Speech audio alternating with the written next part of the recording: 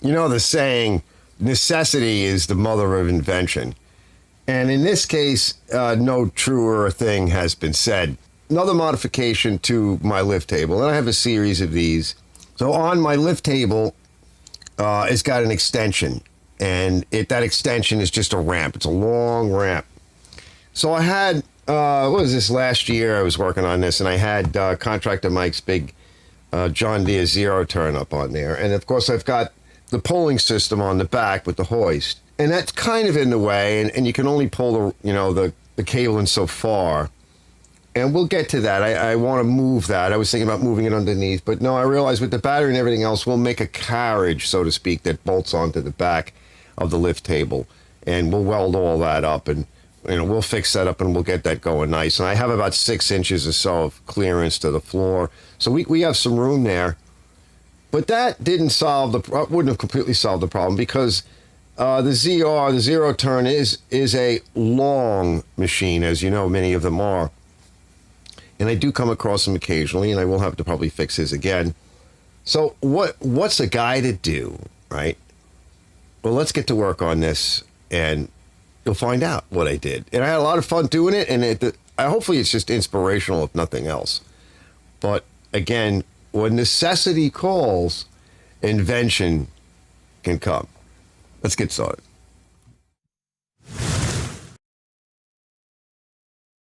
All right, a little table extension, because this thing's so damn long, and I thought, well, why not lift it up?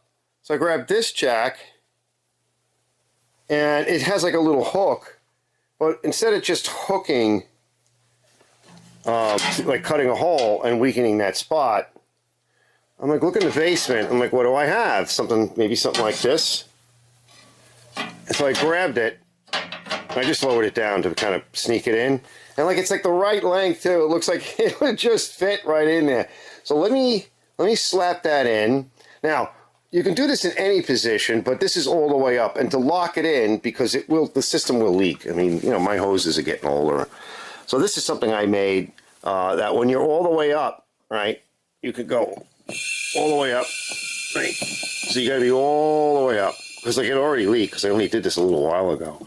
Once it's all the way up, we have this stack in here. This allows me to essentially, and I showed this before, I kind of set it up so that, right, I can be locked in. And there should be a little stop somewhere, so let's let it go up a little bit more. And then this bottom piece comes out as well. I'll show you. You see what I mean? So that locks it in, and it's got to stop. See what I mean? So it can't go anywhere. Let me put this back. I'll have to do that with 2 hands, but I'll do that in a little bit. And that locks the table all the way up. So now I'm just going to sneak this in, and I'll transfer drill all the way through. 4 bolts, like 1/4-20, and I can remove it when I want to lay this flat on the floor. I think it lays pretty flat. I don't remember, but that gives me, and you'll see it in a minute, that gives me a nice long table to work with. Because I want to make some adjustments on the deck. So if I can push this back a little bit more, or whatever I need to do, but I can't have it like this.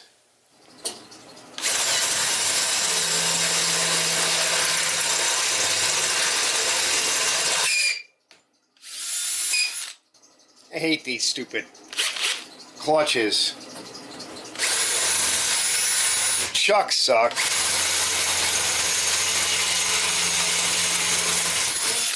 Unfortunately, I burned out my good corded Milwaukee with a Jacobs chuck on it.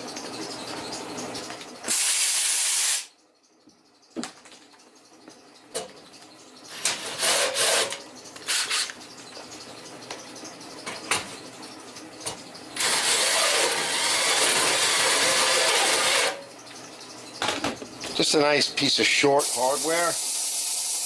Yeah, we got that air compressor going. Nothing I can do about that. And I just transfer drilled out, and here's the center.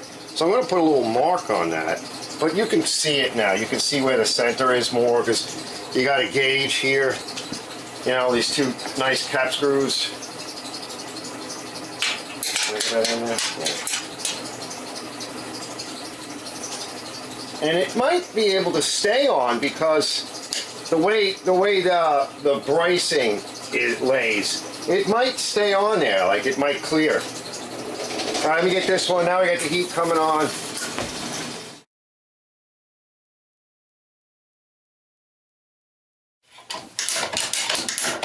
Let's see. I can't come out there because those are heavy pieces that are like bent on hooks. Into like hooks.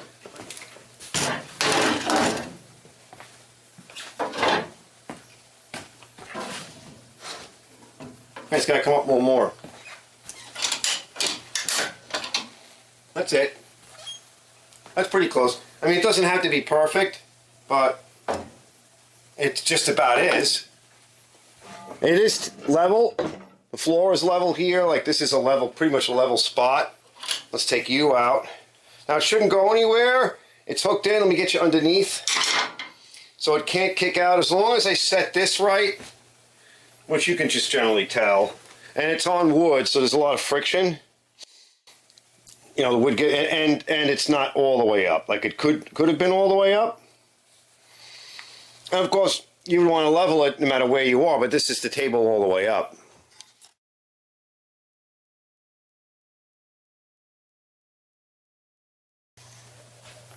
All right, let's see.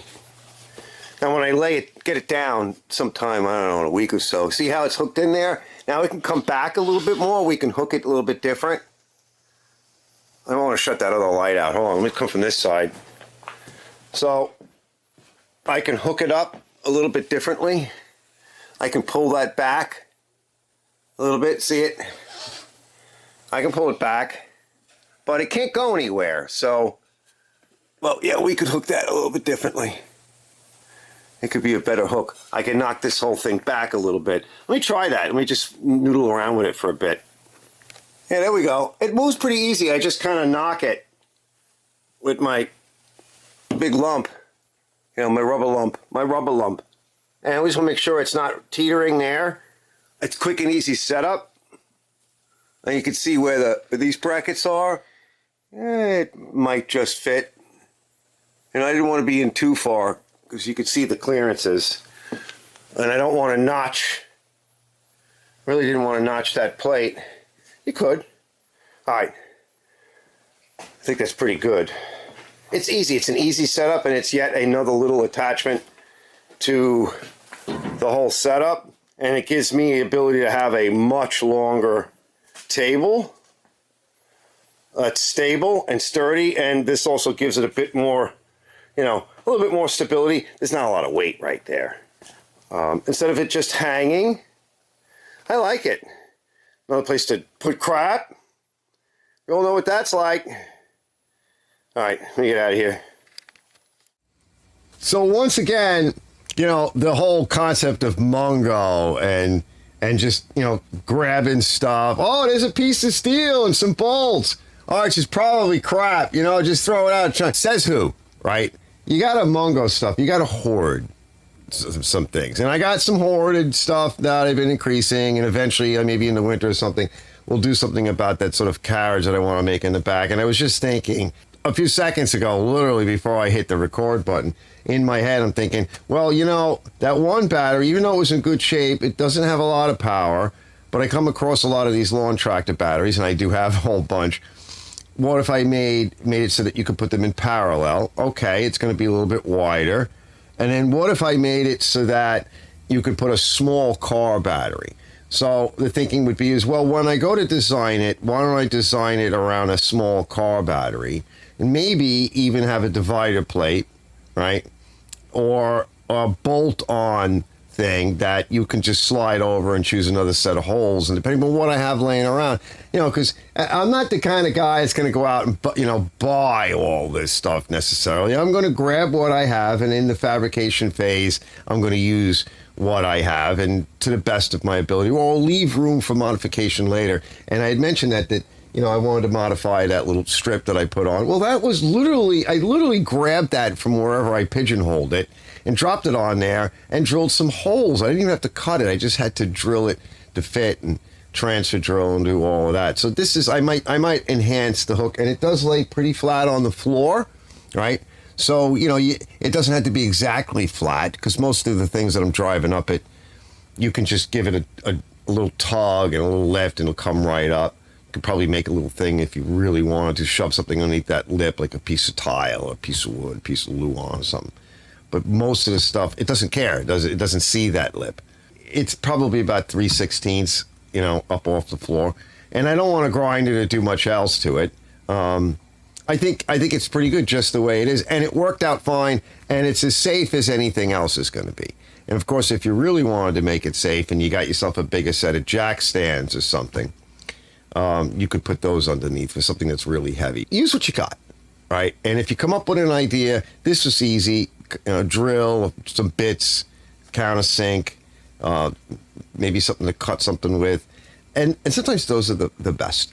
All right, stay tuned for the next one. We got more to do. This will be a video that'll also be in the folder for the lift table. But we got more to do, more coming up on that Zero Turn. There's a lot to do on it still. Kind of a big project. It's just going to be a series that I pop out. And I had a lot of fun with it. And like I still say, I like the machine, but you got to be careful with them because they're not commercial.